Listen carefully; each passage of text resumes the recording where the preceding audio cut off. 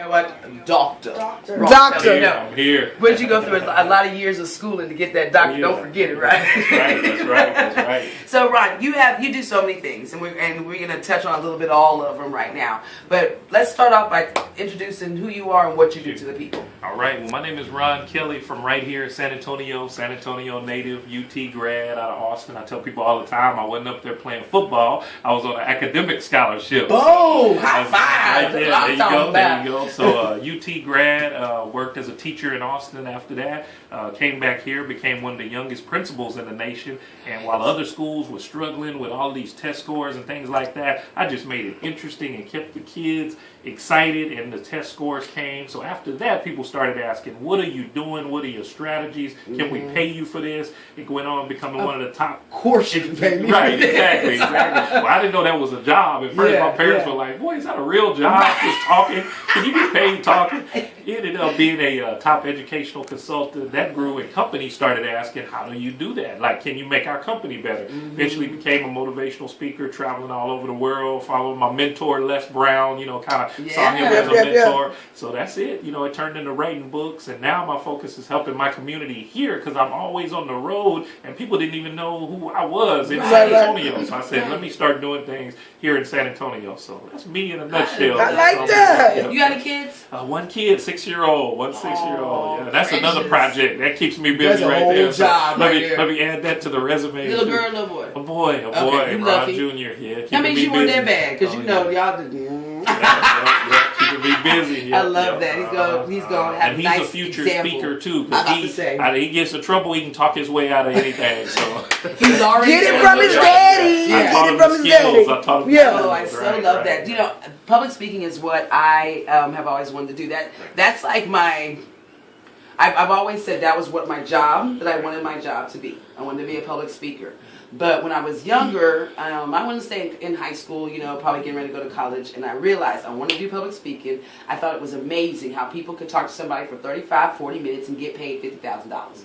I like it. And let me tell you this. As a speaker, I teach classes and help people speak and things like that. And a lot of people, to be honest, don't have it. It's a gift and it's a talent. As soon as I walked in this room, I'd heard you speak before and things like that, but it's a talent and you have that power in your voice.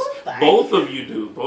And that's one of those things, you either have it or you don't. All right, Lord, I appreciate it. Thank you. One of the things that I realized though, when I realized I wanted to do that, I realized too, I said, okay, everybody has their little paragraph before they, when they get introduced or whatever.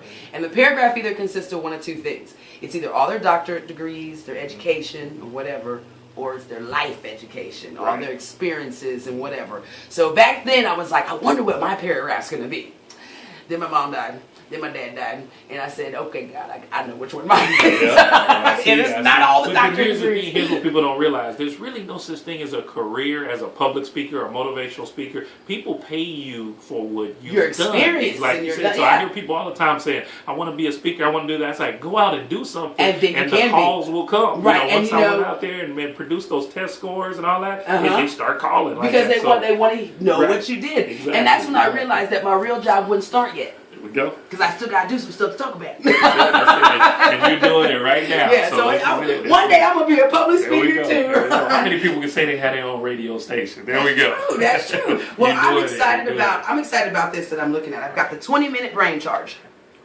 Right here. This is one of your books. You said you've written one of four books. Four books. That's the latest one. What is the 20-minute brain charge? Let me tell you, it broke down to like this. People were always saying, I wrote a successful book in education called The Answers, and it was for teachers and principals, basically. So teachers and principals can't no longer say that they don't know how to raise test score because the book is out there, it's there. Yeah. But then people started asking, well, I'm not a teacher, I'm not an educator, what about me? So I said, what if there was a self-help motivational book for everyone? And I was like, there's only one condition. It has to be short because people do not like to read.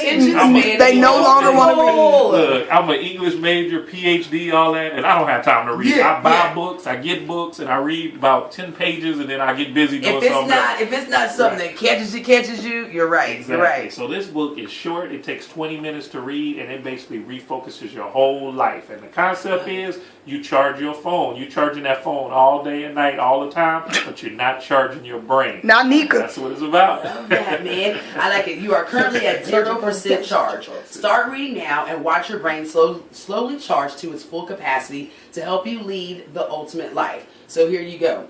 I'm just going to give you 1%. 1%. Remind yourself right now that you can accomplish anything, that you can actually decide to work very hard, that you actually decide to work very hard for. Your first 1%. Let me tell you something, I'm already excited. That's it. That's it. I am. And Because that's right so now, true. it's like, I can't accomplish You anything. can't, God's you on my can't. side. You're right. Right. Now, it's like, It's in changing your mind. It's That's a it. mindset. I love And we it. forget that. We all know that. And if you look at your past life, you've done it. Think how many times that you wanted something so bad, you work for it, and you get it. And then because you work for it and you dream for it, once you get it, you start worrying about the next thing. And you never take time to stop and go, I just did this. I can do everything. So there we go. And stop and remember that other times when you were trying to figure out, oh, I don't know if I can do this, but there's other levels that we were at.